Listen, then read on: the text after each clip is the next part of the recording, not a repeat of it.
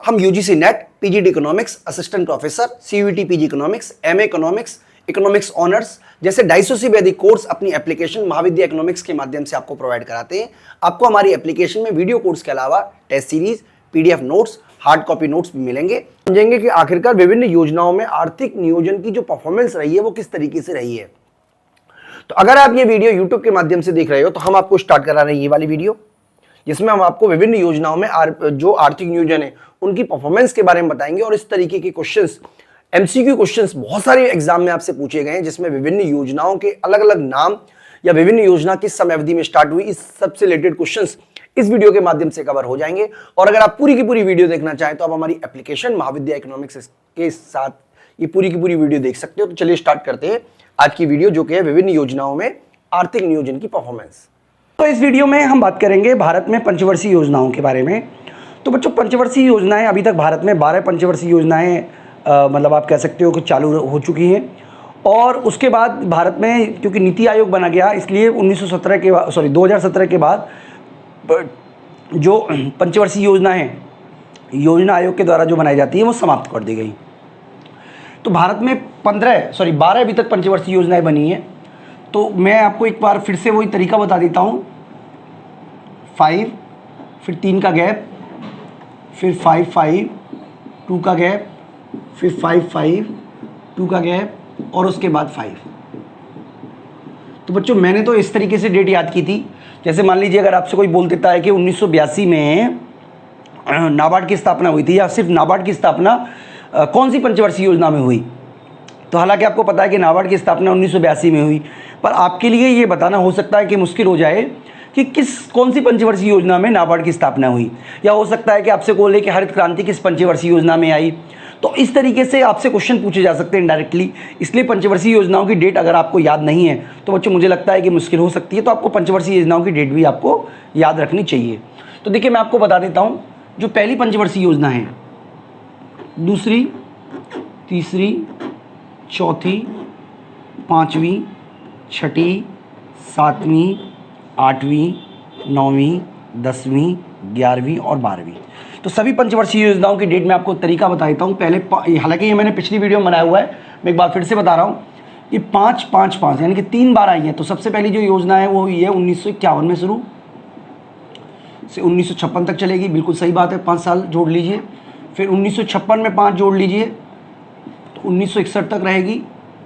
फिर 1961 से लेके 1966 तक।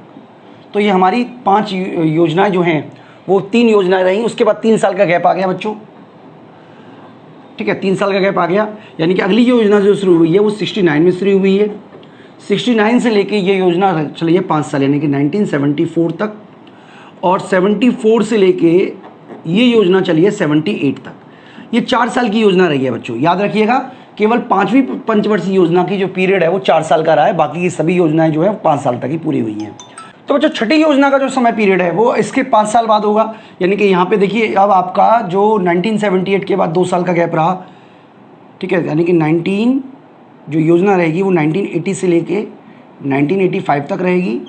उसके बाद 1985 से लेके और 1990 तक रहेगी, ठीक है जी। तो ये तो हमारा समय पीरियड हो गया। उसके बाद आप देखिए 2 साल का फिर से गैप आ गया, यानी कि अगली जो योजना है वो 1992 से चलेगी। फिर उसके बाद 1992 से लेके 1997 तक रहेगी। फिर 1997 से लेके 2002 तक रही। फिर 2002 से लेके 2007 तक। फिर 2007 से लेके 2012 तक।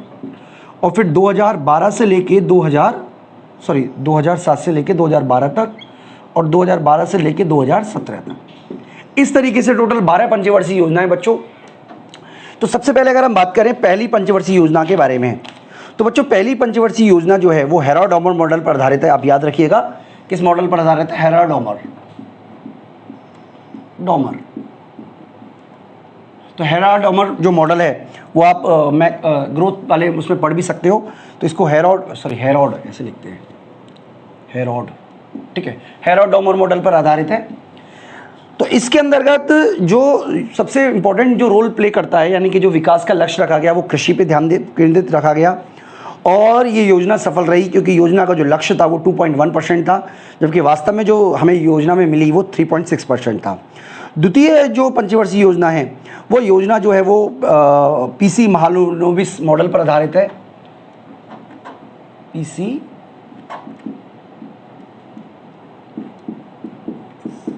बच्चे याद रखिएगा, एग्जाम में क्वेश्चन कई बार पूछा गया है कि कौन सी योजना पीसी महालनोबिस मॉडल पर आधारित है, या इस तरीके से पूछ सकता है कि दूसरी योजना किस मॉडल पर आधारित है। ठीक है, तो इस योजना में हमें औद्योगिक विकास पर लक्ष्य रखा गया। इसी योजना में 1956 की औद्योगिक क्रांति आई बच्चों, जिसके बारे में हम आगे पढ़ेंगे। और इस योजना में जो विकास का लक्ष्य था वो 4.5 था, जबकि वास्तव में जो योजना प्राप्त हुई वो 4.27 प्राप्त हुई। इसी योजना में भारत में भुगतान शेष का एक विशेष संकट पैदा हुआ। और अगली जो योजना है तीसरी, वो समय हुई 1961 से लेकर 66 में, जिसको गोडविल योजना के नाम से भी जाना जाता है। गोडविल योजना,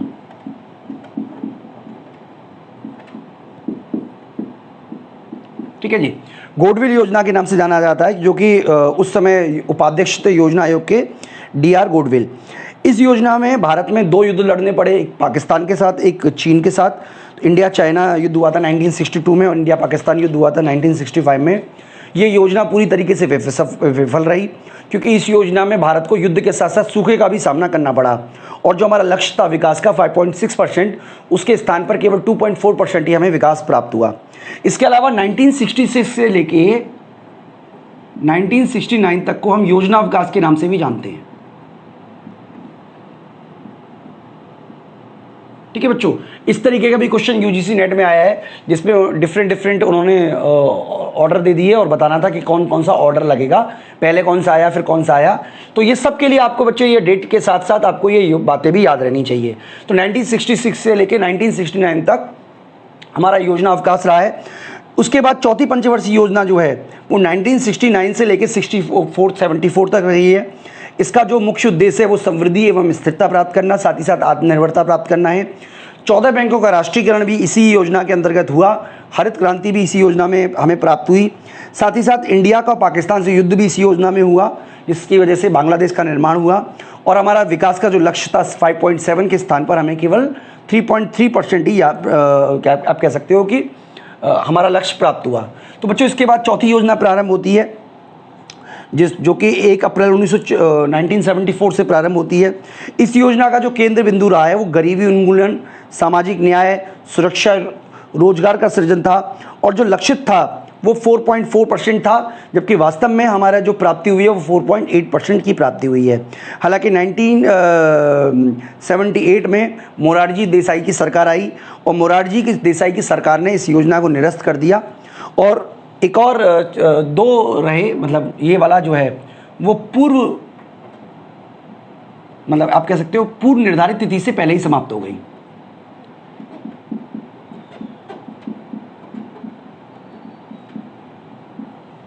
निर्धारित तिथि से पूर्व समाप्त हो गया ये, तो आप याद रखिएगा बच्चों।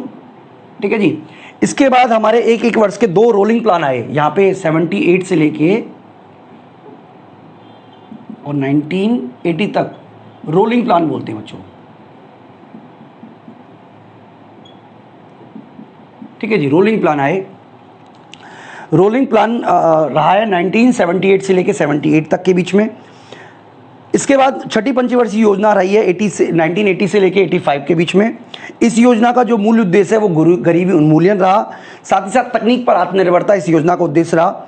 और इस योजना का जो लक्ष्य था 5.2% था, जबकि वास्तव में जो वृद्धि हुई है वो 5.7 की हुई है। 7वीं पंचवर्षीय योजना की बात करें बच्चों, जो कि ये वाली आ गई है, ठीक है, ये वाली 7वीं पंचवर्षीय योजना का जो उद्देश्य रहा है वो रहा है तकनीकी सुधार, रोजगार के अवसरों का सृजन करना, आत्मनिर्भर अर्थव्यवस्था का विकास करना। और इस योजना का उद्देश्य खाद्य उत्पादन में भी तीव्र वृद्धि करना है। इस योजना में पहली बार निजी क्षेत्र के महत्व को स्वीकार किया गया और साथ ही साथ जो हमारा लक्ष्य था 5%, उसके स्थान पर हमें 6% की वृद्धि प्राप्त हुई। ठीक है बच्चों, तो इसके बाद हमारा राजनीतिक अस्थिरता की वजह से 2 साल का गैप और आया बच्चों, जो कि यानी कि यहाँ से लेके 2 साल का गैप रहा है 90 से लेके 92 तक राजनीतिक अस्थिरता की वजह से। इसके बाद 8वीं पंचवर्षीय योजना शुरू हुई है 2012 से लेकर 2017 तक। 8वीं पंचवर्षीय योजना में जो हमारा लक्ष्य था वो मानव संसाधन पर विकास करने पर बल देना था, शिक्षा, स्वास्थ्य, रोजगार पर बल देना था। इसी योजना में हमारे आर्थिक सुधार कार्यक्रम को विस्तार पकड़ी और लक्षित जो वृद्धि दर था 5.6 उसके स्थान पर हमें 6.8% की वास्तविक वृद्धि प्राप्त हुई। 9वीं पंचवर्षीय योजना जो है वो हुई है 1997 से लेके 2002 तक और इस योजना में जो हमारा लक्ष्य था बच्चों वो था संवर्धित सामाजिक न्याय और समानता लाना। जो वृद्धि का लक्ष्य था 6.5% था, जबकि वास्तव में जो वृद्धि हुई है वो 5.6% हुई है। तो बच्चों ये सारे के सारे पॉइंट आपको याद करने होंगे, ठीक है। इसके अलावा मैं आपको बता देता हूँ कि 10वीं पंचवर्षीय योजना जो है वो 2002 से लेकर 2007 तक रही। इस योजना में अगले 10 वर्षों में जो प्रति व्यक्ति आय है उसे 2000 प्रति व्यक्ति आय में वृद्धि मतलब डबल करना और 2012 तक जो निर्धनता रेखा है उसको 15% से नीचे लेकर आना है कि निर्धनता का जो अनुपात है वो 15% से नीचे लाना लक्ष्य रखा गया। जो लक्षित वृद्धि दर है वो 8% थी, जबकि वास्तव में जो 7.6% की वृद्धि प्राप्त हुई। 11वीं पंचवर्षीय योजना जो है उसका उद्देश्य ये जो समय रहा है 2007 से लेकर 2012 तक का, इस योजना का जो उद्देश्य है आप कह सकते हो समावेशी विकास करना था, ठीक है, इंक्लूसिव ग्रोथ। इसके अलावा जो विकास का लक्ष्य की जो रखा गया वो 9% रखा गया, जबकि वास्तव में जो वृद्धि हुई है वो 8% हुई है।